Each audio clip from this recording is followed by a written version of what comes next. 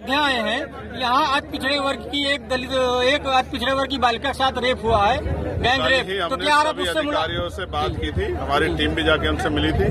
जी। कार्रवाई हो रही है और मैं चाहता हूँ कि कठोर कार्रवाई हो, कोई निर्दोष उस पे उसका उत्पीड़न न किया, कोई दोषी बचे न। सुन लो पहले, नहीं बुलडोजरी कार्रवाई से मैं सहमत नहीं हूँ।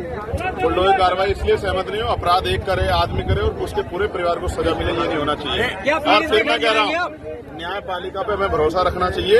हमारी पीड़ित परिवार से वार्ता हुई है, मेरा ये मत है कि ऐसा ना हो राजनीतिक कारणों से निर्दोष लोगों की कार्रवाई हो। मैं चाहता हूँ कोई भी दोषी, एक भी दोषी बचे ना, लेकिन निर्दोष उसको राजनीतिक कारणों से उसको सताया ना जाए, ये भी मैं चाहता हूँ। सांसद जी, आप अपने सांसद जी किसी पार्टी का नेता हो, चाहे भाजपा का हो, किसी पार्टी का। सांसद क्या आप पीड़िता से मिलने जाएंगे? मैं आपसे क्या कह रहा हूँ, हमारी टीम मिलके आई है और लगातार हम लोग उनके संपर्क में हैं। और मैं फिर आपसे कह रहा हूँ, आप ये समझो, मुझे कल इस बात का दुख हुआ कि हमारे साथी निषाद जी कल रो पड़े।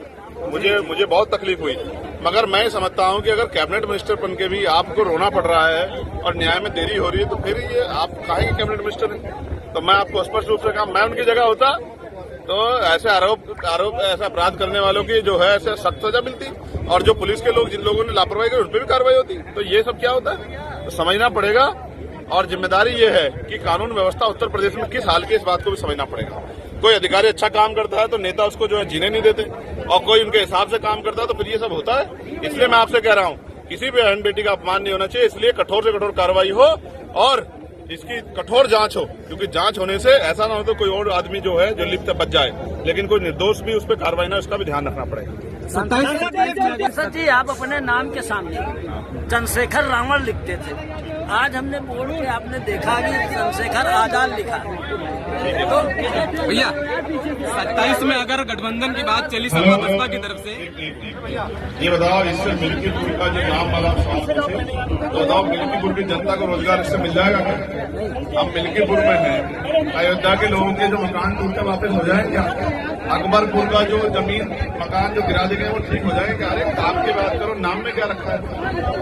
शासन जी, एक छोटा क्वेश्चन, आपने सबकी आवाज सांसद में उठाई, पुलिस और अन्य लोगों की, मीडिया की भी आवाज क्या सांसद में उठाएंगे?